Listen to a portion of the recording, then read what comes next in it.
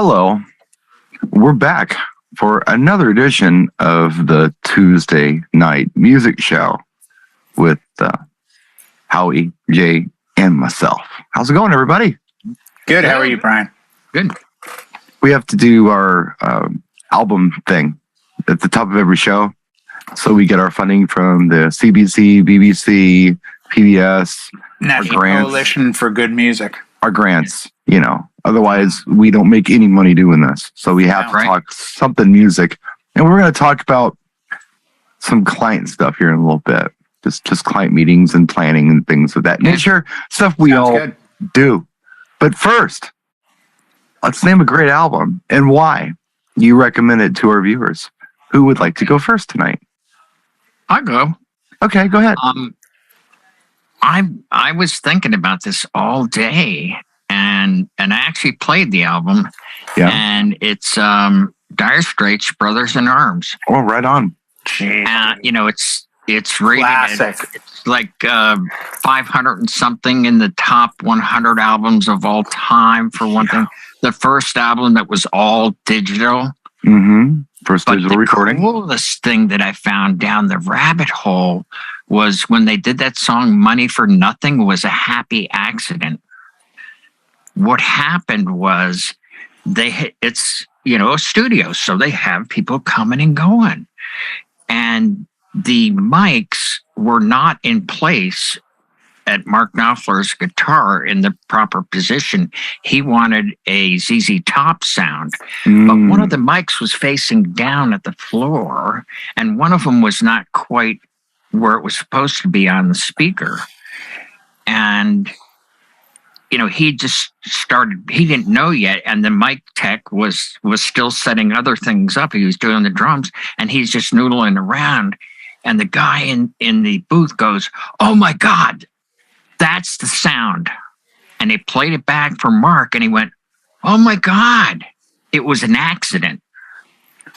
Now that you mentioned that, had they not set those microphones up the way that they planned, we wouldn't have that unique introduction. The reverb kind of thing going on with it. I just love it. Yeah, I love it. It does have a very tush sound to it now that you mention it. I never thought of it like that. Yeah. It was like, 1985, I think it was, right? 4 or 5, right around there. 5, yeah. And a little side note, Mark Knopfler, a famous Fender Stratocaster player. Yes. On that particular song, I believe the first time he ever did this, he used a 1959 Gibson Les Paul. Mm-hmm. And Brian's observation about sounding like tush would be because the Reverend Billy G used his signature guitar named Pearly Gates, a 1959 Sunburst Gibson Les Paul. I'm an excellent driver. Back in the day. Excellent driver. Okay, Mr. Guitar Man, on the album cover, that National Steel guitar. That's a National Steel, yes. Did you know that is from my era? 1937. Yes, I did. Yeah. Yeah. Yeah. That's the album where I think he started to really show, and there's a great YouTube video about Mark Knopfler and kind of his guitars, as well as the history of Dire Straits, but it's really through his eyes. Mm-hmm. And it's him running around with the bass player, the original bass player, and they're going to places where they had played and or influenced him. Mm-hmm. And Brothers in Arms is that album that he really started to tap into. He's a huge Chet Atkins fan. Hence, if you do or don't know this, Mark Knopfler does not play with a pick. Not that I didn't know. He plays with his fingers. Yep. So anybody that says I have a Mark Knopfler pick from a concert, they're lying to you. Do not pay money for that. Yes, skip that investment. And he really, on that album, there's Dobro, there's National Steel. Yes. I think there's some lap steel on that album. I know there certainly is on the Calling Elvis on Every Street album, which is one of the most phenomenal albums you could ever touch. But he really started to show all of his musical influences on that album. And I remember when that song blew up. And there was some controversy about it. As we all know, the lyrics The lyric, yes, and they've changed it over time, and it goes to show the difference between then and now. But he's an insanely accomplished guitar player. Little known fact: October of 1979, my second big concert after June of 1979, seeing Peter Frampton at the Boston Garden with Climax Blues Band. Ooh. I got to see the first U.S. tour of Dire Straits for their second album, which is, I think it's not Incommunicado, but it's Communique or something like that. Is the one that had Lady Ryder on it? Yes. And what was funny to me was, it was at the Orpheum in Boston. I went with my buddy Rip Cale, and they played Twistin' by the Pool by Chuck Berry, which they didn't release for like another 4 or 5 years. Yeah. That's a big one over in the UK, like today. Yeah. They still play the hell out of that one. Oh, I have no doubts. And it was such a great show. And he was such a just performance-wise, for a guy that was a teacher and was like, if this doesn't work, I'm giving up. If this album doesn't, if Sultans of Swings doesn't hit, I've had it. I'm not doing this crap anymore. Boom. So Cream rises to the top. Jay, do you have an album? I do. I have two, and I'm going to go with the second choice, and I'll leave the first choice for later. But I'm going to go with an album that I think, if you want to capture some of the great 80s sounds, and I know we're kind of there, and it makes sense with Howie's choice, I'm going to go with someone that was actually, I believe he may have been on that album, or may not. A gentleman by the name of Mr. Peter Gabriel, and the album is So. Yes. Yes. Yes. I mean, you don't know if he was on the album. No. I don't know if he... I don't know if Peter Gabriel was on the Peter Gabriel album. I have a memory of him doing something with Dire Straits, doing a vocal. Dire Straits. Okay. But I can't swear on that one. Sting but did. The album So... Sting is definitely on that. Yeah. But the album So is the one that really, for the mainstream, really broke Peter Gabriel. It did. He came from Genesis, and he was Lamb Lies on Broadway and The Crazy Sea. Shock the Monkey. And then he went solo. Right. And his big intro solo was probably Games Without Frontiers. Yeah, then Shock the Monkey. Yeah. Shock the Monkey. Uh-huh. But So introduced us to Sledgehammer, Don't Give Up. Yeah. My favorite song of all time by him would have to be In Your Eyes. Yeah. Which again is on So and I want you the listener, you the reader, you the watcher, to understand these albums. We're not saying this because it's a good album. We're saying this because we learned these or experienced these as albums, meaning drop the needle and run through side one, flip it over and drop the needle and run through side two. Right. As a listening experience. And that's what, in my eyes, qualifies a great album. If I never have to pick up the needle, it's a great album. I shouldn't have to change things until I have to flip the product over. Well, I know So is like that. I know we discussed this album before on a previous show. I don't know if you brought it up or someone else did. And the reason I don't think I did. Someone did, and I think you were there. And the reason I remember it is because I pointed out that was the last album that Eddie Van Halen ever bought. Was So? No kidding. That's Peter Gabriel's So. Yeah. No, and I've heard that too. Yeah. And I know if I did bring it up before, I apologize. No, it's okay. I just remember that little bit of information that useless trivia I threw out there when someone brought it up. Right. It's a phenomenal album. Thing, because CDs came after that or whatever, and then CDs, is that when you invested, back then that was dear to us, to buy an album. Right. I would listen to the whole thing. Yeah. Even if there was a song that was maybe not my favorite, I paid hard-earned money for that. Right. I'm not hitting skip, because there was no skip. No. Well, you put a song on and you go do something. And what are you going to do? Come back and play the song again, or just see what's next? Right. That's how I want to interrupt for 1 second and ask if you could both answer this question. And I don't think we've asked it before. And if we have, I don't care because I'm asking it again. It's Don't fine. care either. And that's quite simply this. Mm. I would like to know the first album, the first cassette, and the first CD you ever purchased. We're not going to talk about 8-tracks? We're of that age. I know we are. No, I had them. All I those did too. formats. Yeah. I had Gilbert O'Sullivan, or Gilbert Sullivan's, the one with Eau Claire on it, and that was on 8-track. And I actually had a K-Tel Ronco because to get to on 8-tracks it was 4 sections, and I had to wait so I could keep skipping so I could hear "Peg" by Steely Dan again. Right. You and And it you took and a while. Peg have a relationship. Peg and I are good friends. Wow. But do you recall the very first album, the cassette, and the CD that you purchased? Yeah, but can I give my album first? Yeah. If you must. And then you can ask that question. Jump the gun. Jump the gun is what I did there. Go for it, Yeah. Brian. Done. That sounds It's like a okay. good name for an album. What's in this water? It's Sober October, everybody. Somewhere. Real water. I threw a really weird bit of trivia out there last night on Howie's show. That And you, Oh, nobody yeah, you really did. thought about it. You made a post today too. I did. Yeah. And that was that and I would phrase this right because I don't think I phrased it right on your show, but essentially the band that would become Steely Dan Yes.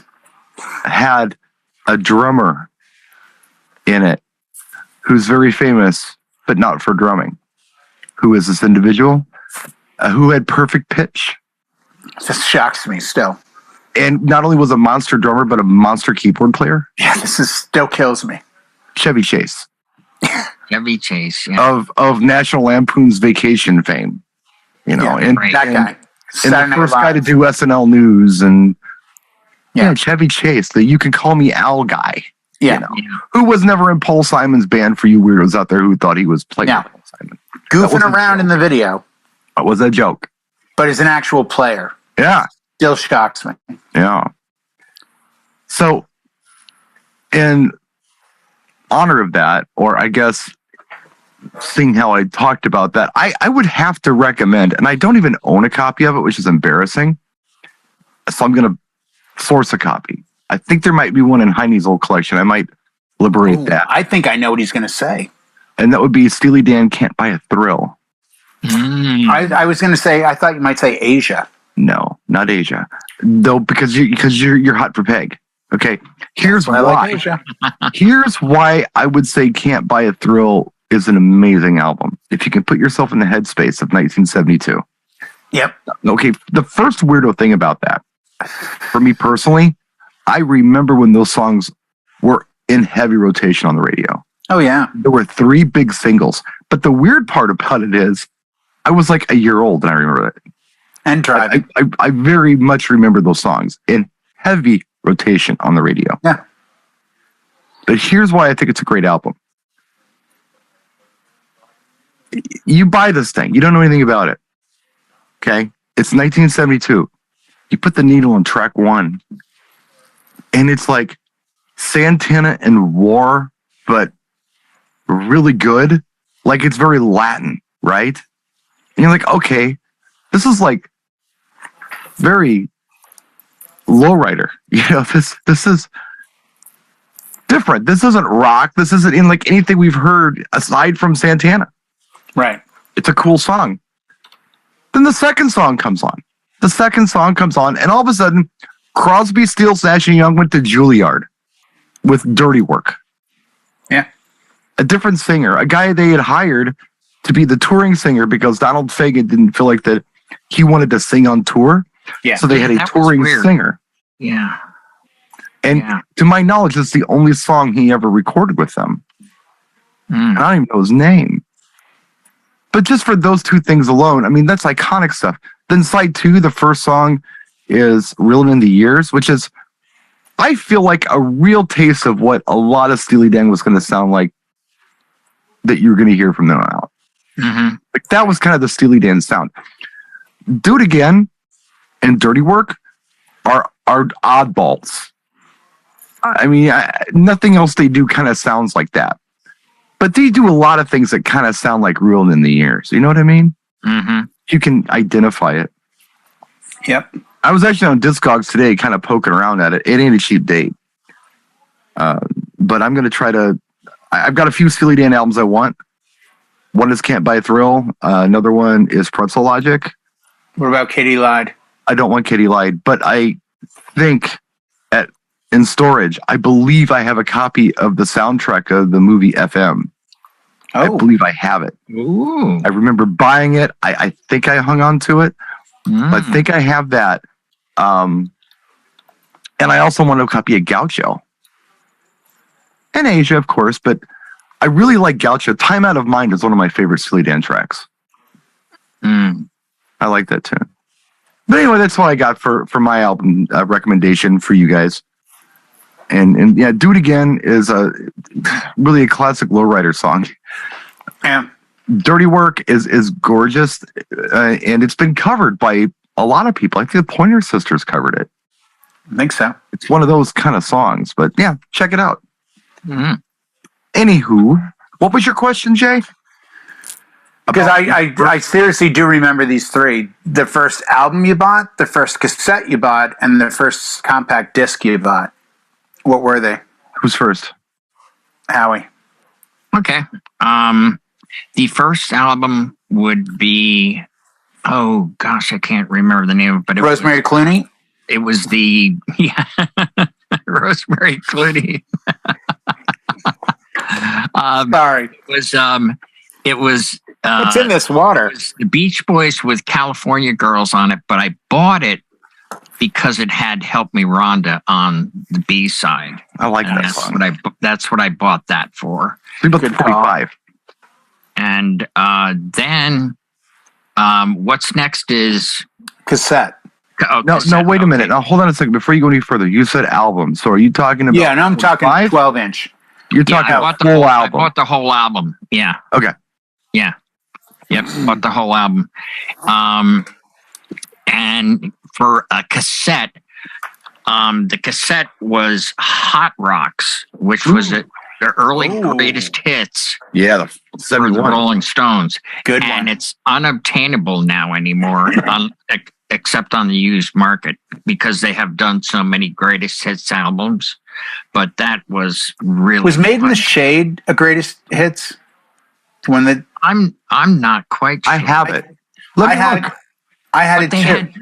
They had so many errors though, because Hot Rocks was, like from the 60s up to the 70s, and they did a lot more after that. So when they did a greatest hits, they had to expand. And I think Made in the Shade is considered a greatest hits as well. And let's see, what's the last format? Compact disc. Compact disc. I'm going to tell you what it was, and we just talked about it. Brothers in Arms. Nice. Beautiful. Yeah. I will go next because Brian is looking for things. The first real album I bought, not counting 45s, and I bought it with my own saved up money, and it was a double album, and I still think, and we have not said it on this show yet, but I still think it's in my top probably 20 because so much of it is hard rock. That would be Mr. Elton John's Goodbye Yellow Brick Road. I did own that on vinyl. That was my first album I bought. Mm-hmm. My first cassette tape, I put a cassette player into my 1978 Dodge Aspen station wagon, and I didn't own a cassette. So I had to go buy one, and I went to a used record store, and I bought, I think that's the greatest hits, Brian, isn't it? It's got Brown If I had my Sugar. reading glasses on, it would probably help. I know it's got Brown Sugar on it, Mm-hmm. and I think it's got a bunch of other like single tracks, but It didn't even occur to me that my reading glasses are upstairs. I went out and bought AC/DC Power Age. Ooh. And I remember getting into my car, and I was like 17, maybe, Mm-hmm. and putting the cassette tape in and I'd put in a new head unit and some new speakers. And Sin City was the opening track on the cassette. And I'll never forget driving, reaching over to all 4 windows and cranking them down because I didn't have electric windows, and lighting a Marlboro Red and just driving and cranking Bon Scott's voice and being like, this is as good as it gets.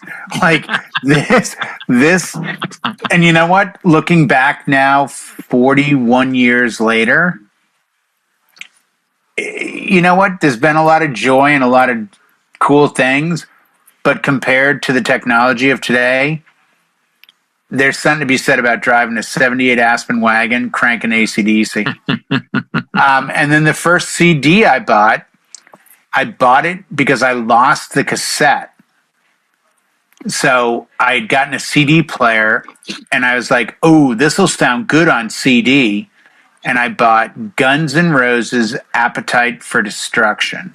And the downside, oh no, I think the CD did the same as the cassette. In the car, if you were to balance it left and right on the original, the channel was really, the way they recorded it, there was like 0 vocals, I think, on the left channel. That's a goofy stereo separation. Back in Black's the same way. Yeah, so you could listen to like an instrumental version of it because you'd get like guitar and drum on one channel and bass and rhythm and vocal on the other. So you're like, oh, this is awesome. But yeah, that was my 3. Brian, yours will be different, I bet, from mine. Probably a little bit. Yeah. So first album that you bought, which I'm sure is behind you. I don't remember. I don't remember my first album. I remember. Who's that by, Brian? I remember my first 8-track, and that was Fleetwood Mac Rumors. They made Rumors on 8-track? Yeah. Yeah, I guess they would have. It's 77? 77, 76, something like that. Yeah. I still have. When did 8, like, because I never had Jay Giles Band Freeze Frame on 8-track. Oh. And that was like 81. I know. I seem to recall them not putting 8, because I went to vinyl. We had an 8-track player in the house, like the receiver that had the 8-track slot in it. And that's why we had some 8-tracks. So I had 8-tracks that I was like, Mom, can you please get me this? So, I mean, I did purchase them, but it seems like, you know, I was more vinyl than cassette. Like, I didn't have a cassette tape through high school till I was 17 because everything was vinyl. Cassettes were hot because, we always, my brother and my sister, and even 8-tracks, because you play them in the car. See, that was the thing. Family. I was in the car with the family. Yeah. I couldn't like reach up and tell my dad, "Hey, can we turn the news off? There's this new jam I got to hear." Like, but my brothers and sisters had their own cars. So, but see, that I didn't ever know their brothers and sisters. So, right. So, you had that luxury. Yeah, no, totally. I was hoping that I would have a chance to say 8-track because that's the first music that I had in my 52 Dodge pickup truck. That was before there were cassette players. Yeah. But, well, how about this one, Brian? Well, I'm trying to remember the first CD I ever bought. Now, the first CD I ever received was bought. No that bought. You had to go out and get.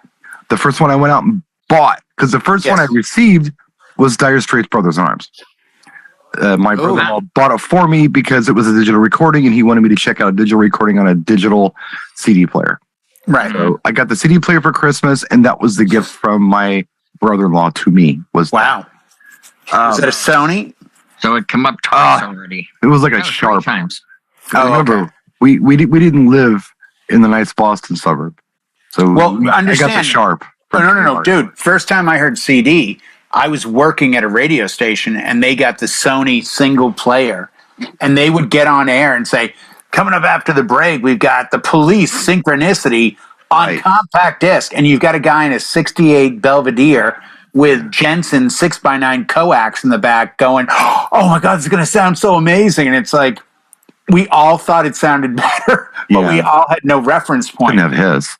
No, but we the first CD I ever bought, like I went out and I purchased it. Yeah, it's a weird one. I bought Bananarama Wow. And I bought it for I Heard a Rumor because I still think that's like one of the best songs of the 80s. That's a great song. It's a great song. But I Can't Help It's on there, Love in the First Degree. I think for Karen. Not gonna lie. I actually, the girl I dated in high school, who I'm still dear friends with, looked like Sarah from Bananarama. Oh. Yeah. I thought Karen was the hottie, though, the brunette. Well, she's the one who married Dave Stewart. She is. Yes. Sarah's the blonde. So yes. And that's my the blonde, the taller blonde with like the hair that went this way, or the blonde with the hair that went that way? The one with the long hair. She had okay, yeah, no, she was cute. Yeah. So, yeah, my first, last, and only blonde was her. But and then that's why you get the drumsticks after that. Yeah, that's why you get the drumsticks. I had a redhead for a while. Did that count? That was a little different. just to see what it was like. She's also a friend of mine still. You don't even get fed on Thanksgiving for that. You get the sides for that one. Sorry. Yeah. Hot sauce. Oh, now the gingers are all going to fire up now. Okay, whatever. She's still a dear friend of mine. I talked to her today.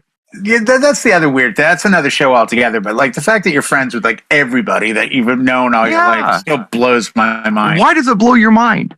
Because the whole it totally shouldn't blow your mind. Well, no, Brian. Here's the deal. Think about it logically. And you leave. Think about it logically. This is someone who you got along with at one time. Oh my God. Had something in common with.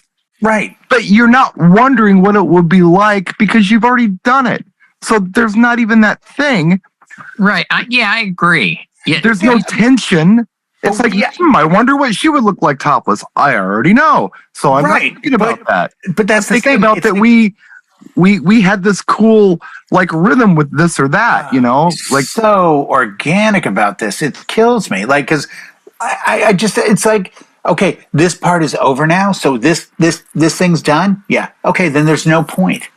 It's sort of like if you start lifting weights at 10 pounds and you get to 100 pounds, you suddenly, they say, okay, you got to go back to 10 pounds. You're like, I'll go lift something else. No, it's not like that. You don't have to, No. It's a friend. I mean, every woman who I've ever been with has been my friend. It's not like it is possible to be friends. She's my this or my that. No, she's first my friend, and then there's this other thing. Hello. Oh, hey, John. How's it going? What's that? The female viewership is skyrocketing because of Brian talking now. Wait, I'm being asked to leave. What's that? I don't expect anybody to understand. It's weird, but it's almost like no, Brian. It's totally normal. I know it's weird, but please in the comments put how many of your exes you're friends with.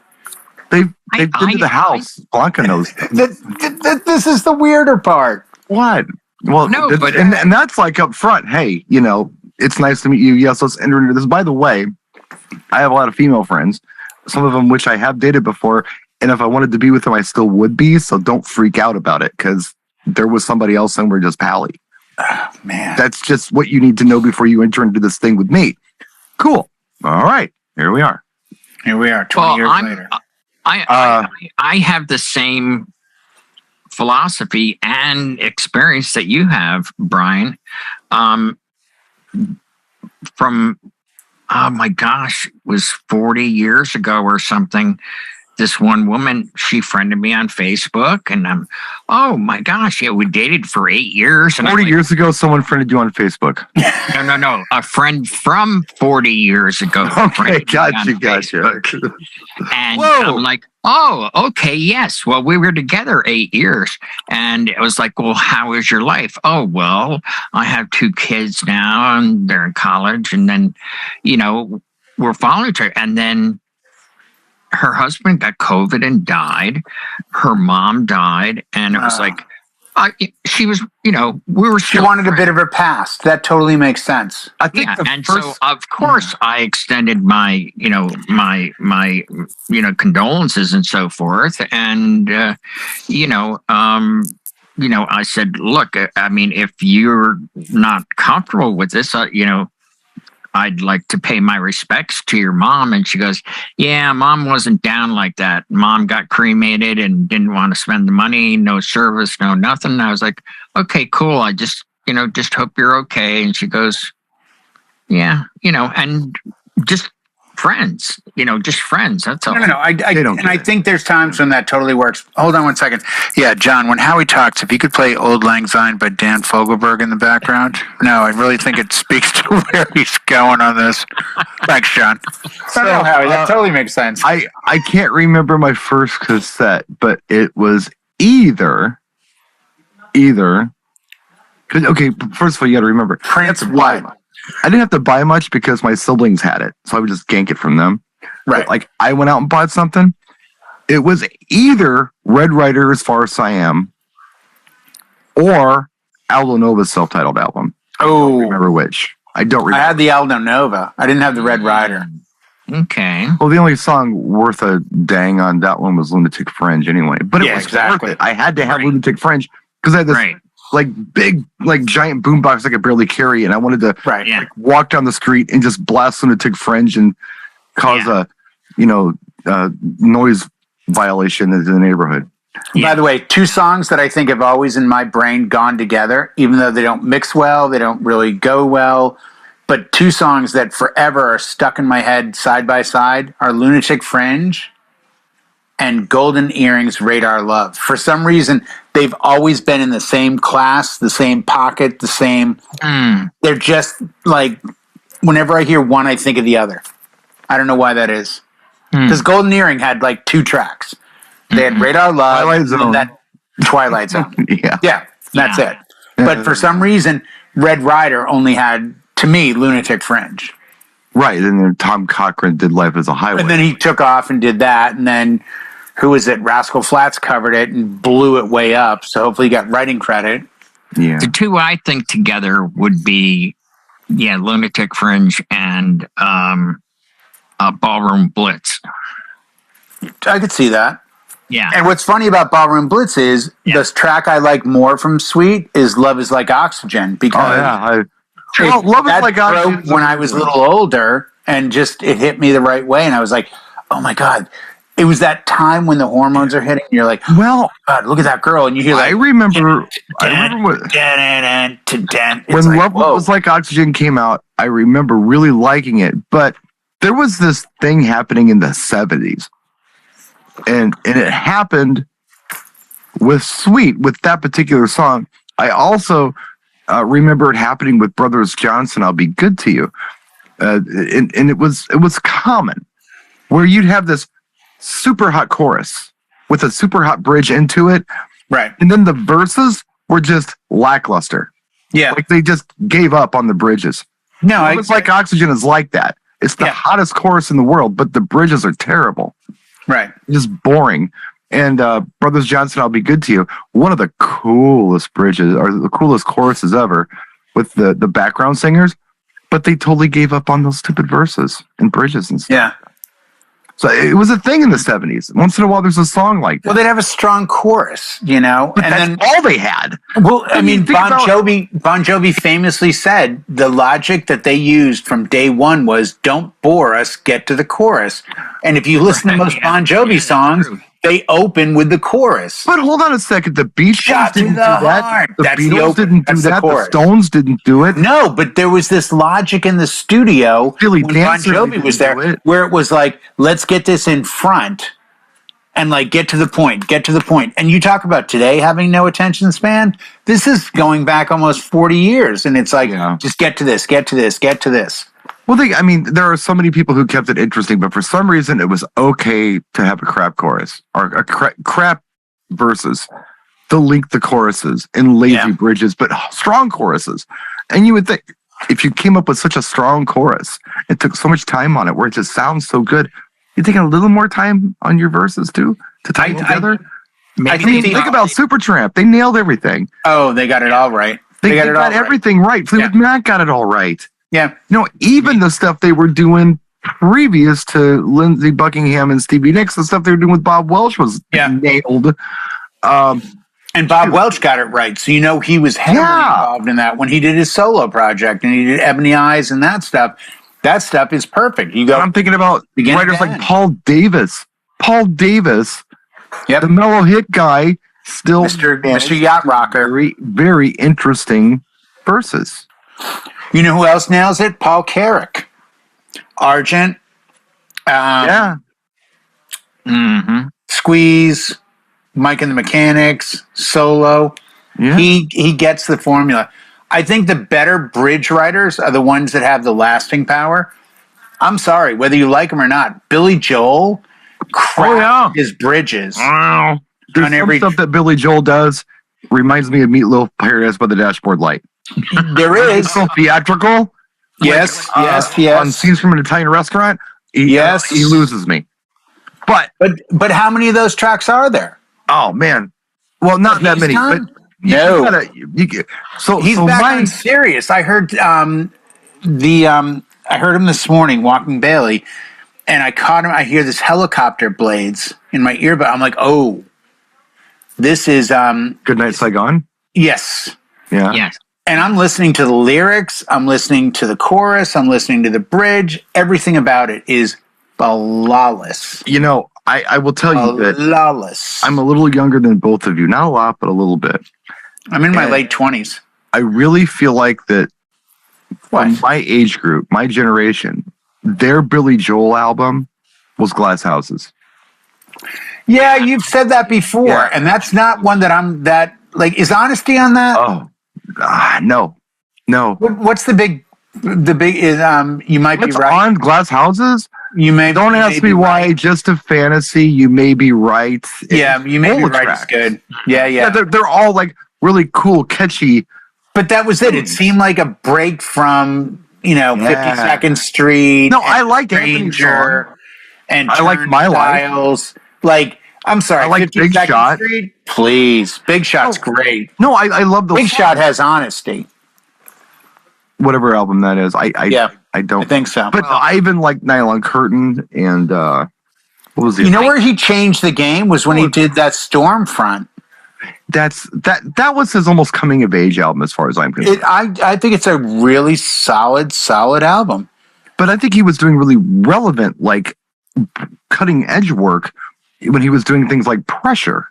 Pressure's a great track. Yeah, I mean Allentown. Oh my God! Please, seriously? Oh my God! Iron Coke or Chromium Steel? Who writes these lyrics? It's the music to it. I mean, it's perfect. It's just it's hip. It was very contemporary. I'd never heard anything like it. No, but once he came up with Storm, like the Rhythm of Dreams or whatever, I've heard that before. There's one track on River of Dreams. Before. There's one track about I can't remember the name of the song, but it's talking about, we see these like malls in the future and all this other crap. There's one track on River of Dreams. I bought it. The We Didn't Start the Fire thing on there? I think it is, but that's not the track that I'm like head over heels. Yeah, There's one track that I'm like, here's the track. Right. But I like Street Life Serenader, which is like a B-side to a B-side. But it's still an amazing song. When you do Songs from the Attic, the live one, where he does live Street Life Serenader and he does live Miami 2017, and he's doing Hollywood Highland Falls and all that. It's just his bridges, though. He's able to suddenly do key changes and time signatures and just it's almost Pink Floyd-ish in that Pink Floyd had that same mentality of like, take a breath and do this, but then switch it, and then come back to it. All right, dude, you're getting me thinking now. I'm analyzing like I don't normally analyze, and I'm thinking about tracks like "She's Always a Woman to Me." Beautiful song. That song, though, if you think about it, that song is all bridges. Yes. I mean, what's the chorus and what's the bridge? Because it just keeps going and going and going. It's. Well, look at Just the Way You Are. Just the Way You Are is almost a study in how to write a perfect pop song. It's almost like that. There are definite verses in that song. There are things in that song that you're like, here's what you could describe that song by saying, here's what you should do. Yeah. Have a good little intro, have a catchy like vocal line, go into a chorus, have a bridge, throw in a solo they don't expect, come back to another verse, but change it up a little bit, and then tail out. I mean, I'm sorry, that song, that and Piano Man does the same thing. Piano Man is almost bridge on bridge, where you have, like, what's he doing here? Like, wait, how? Well, there are different versions. Great music to me captivates. Great music to me draws you in, and great music gets you to market space and time. Well, there's no doubt he was good. And I say was because Excuse me. He still sells out Madison Square Garden, but he has not cut any new material since 1991. It's probably doing us all a favor. What was Lullaby his last big thing? No, you know what? I think he has it in him, but I think he realized. Years. Yeah, but I think he's realized, you know what? You know, Poison doesn't put out new product either, but Poison can sell you on an hour of your past. Billy Joel, on the other hand, can sell you on the music you may have grown up to or went through marriage and divorce to or had children to. It's all relevant. I think that's where someone like Mick Jagger needs more credit, or Keith Richards, because they're still putting out new product. And that's a new phenomenon. I mean, in the 70s and 80s, bands didn't live on their laurels. They had to put out product because the music industry was put out an album, go into debt, go on tour, go into further debt, sell a lot of albums, get out of debt. Now it's the exact opposite. It's like, put out an album, no one cares. No one's going to pay you. Go on tour, do a meet and greet for $100 a ticket, make some money, and you might come out on top. Can you think of anybody, since we're just riffing tonight and we're not doing our topic, which is fine. We don't have to do that. No, I think this is better. Yeah, it's probably better.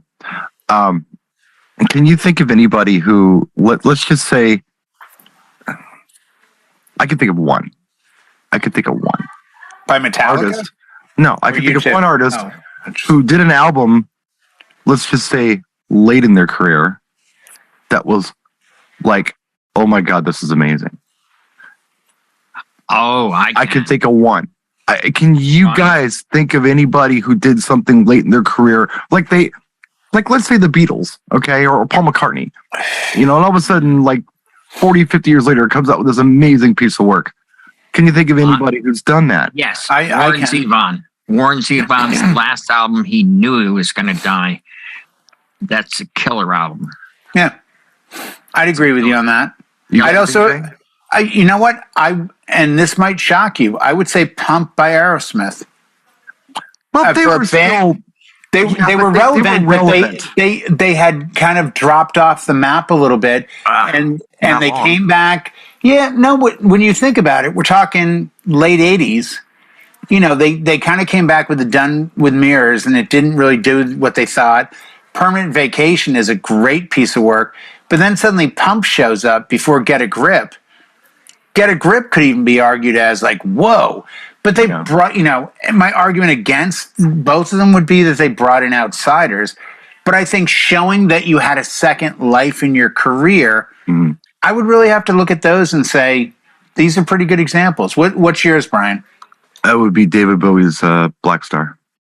I knew you were going And Yeah, I mean, had a the reason feeling I you'd go say that is because I'd never heard anything like that. Yeah. Like, and it wasn't like, oh, this is good. It was like, wow, what the hell is this? And I like it. It's another. Yeah. That's another artist. He knew he was dying, and that would be his last album. Yeah.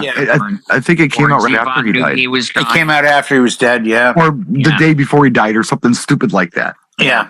I almost bought that on Discogs this week. I should go buy it. I thought you already had that. You got the T-shirt and everything.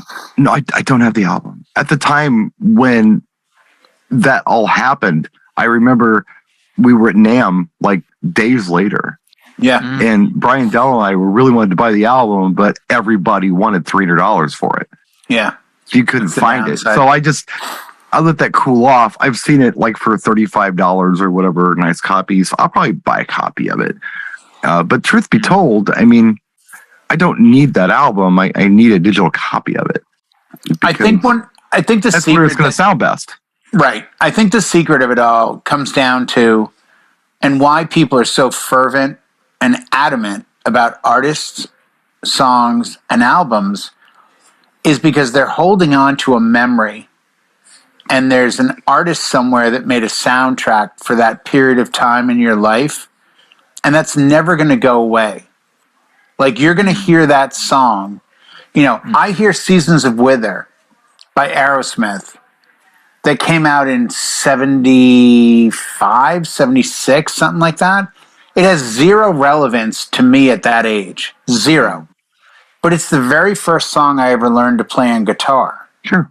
And I can tell you the room I was in, the guitar I was using, the guy that was teaching me, and I was 13, but that's as fresh today as it was then. Well, I know I've expressed this before. I know I have. We discount that sometimes. You look at it talking artistry. I look at it as moments in time that were captured. I said to my son this morning, I had to drive him somewhere, and I had Billy Joel on and Sirius, and they were playing, you know, I can't remember what track it was. Good Night's Like On. It was after that.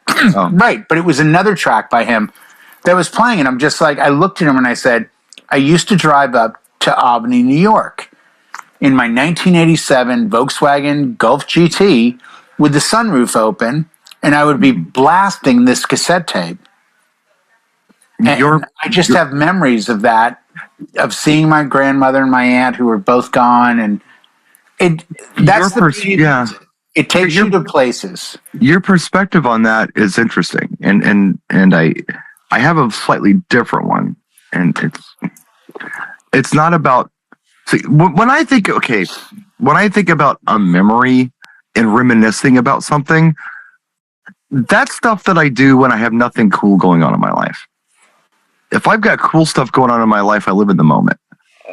If it's a blizzard outside and I can't go anywhere and the internet's down, yeah, I'll think about things that happened 30 years ago. But I typically don't think about those things any other time because I'm living in the moment. So for me anyway, in my brain, when I hear memory, it's depressing. It's like, I did it my way. It bums me out. But I like old music because, well, okay, so like talk about yacht rock for a minute, just for an example. And I'll give another example when I'm done with this. I have actually a flash drive that I've got full of yacht rock songs that I pop into that little American Audio array, the like $240 array that I got. Yeah. It's in the shop. When I pop that in, Mom's in the shop. And wrenching on cars, cleaning, laughing, whatever, having fun. She brings snacks out. That's not a reminiscing from back in the 70s memory. That's a now memory. We're making that's a here and now thing. So I'm not thinking about the old stuff. I'm thinking about what's going on right now. And then like this class reunion I did over the weekend, right? Well, you know, we'd like you to play music from 77. I'm like, okay, I'm thinking, okay, you graduated midway through 77. So some of this music wasn't even being played when you were in high school. So let's do 76, early 77. And maybe we don't do the lexicon songs. And what I mean by the lexicon songs is the stuff that you don't really associate with your graduating year. You associate it with classic hits and classic rock radio. I get that. So instead of doing old time rock and roll, which we actually did for a completely different reason, I'm doing Silver Wham Bam Shangalang. Because we haven't heard that unless you've watched Guardians of the Galaxy, and probably most 63-year-olds haven't. So this is like, whoa, I haven't heard this song since we were in high school. Right. That's the reminiscing. And that's the fun part. But at the same time, oddly enough, it's the moment. I don't know. It's still the moment because they're experiencing it there, you know? Right, but it's the same thing. It's not thinking about, oh, when I was young and better looking. It's, hey, I remember this song, and here we are right now. I like that better than thinking about the good old days. There was nothing good happening in the good old days. Well, but the thing is, except some of those Asian women.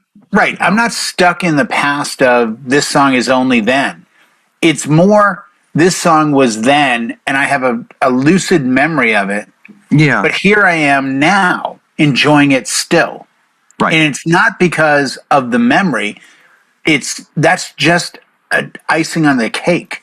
Right. And that's cool. Yeah. So I'm not like wandering the planet all depressed. Like, just punctuate memories all the time. No, Takes I me do. back to my Belvedere and my 8-track. Yeah, but you know what, Brian? That's not a bad thing. And, It's not a bad thing, but and I'm just thinking to myself, my wife your wife- accuses me all the time of stop living in the past. My sister does it too. She's like, oh, look at you. Like, example, I bought a car off my son. I now have a Volvo station wagon. It's not the same one, but the last car my dad owned before he died was a Volvo station wagon. There's a certain part of having this car that's different than if it was another car. Have you ever seen Amazon Women on the Moon? No. Oh my gosh. Have you seen Kentucky Fried Movie? Yes. Yes. Okay. John Landis. Zucker Brothers, actually. It wasn't John Landis? It was the Zucker Brothers. They're from Milwaukee. Same people. I am going to go ahead and Google it. I am going to get on the interweb right now. There's something that I have to show you. I have to find it on YouTube, and I'll wait for the show to be over. Is it where the guy comes over there playing dice? Super Dave, where he's got that motorcycle helmet. Oh, that was Woody Allen, and that was Kentucky Fried Movie. Yeah, that's what you just said. Kentucky Fried Movie.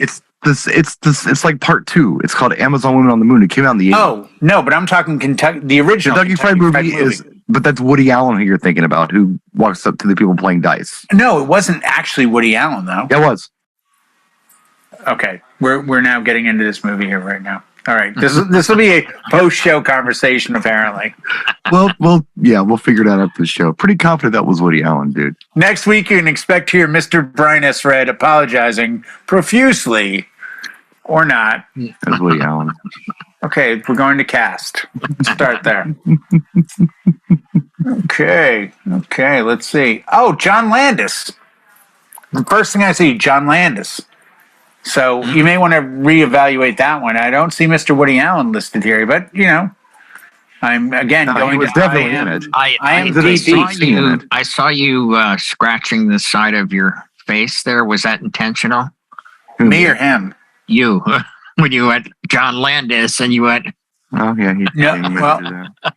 Well, the show has officially gone off the rails. We're onto something else, so we're going to go ahead and put a fork in this and continue this offline, so you don't have to watch it because it's kind of painful. Jay and I are going to spar for a while. Yeah, I think so. Thanks, kids. Thanks I'm not seeing them, dude. We'll see you next week.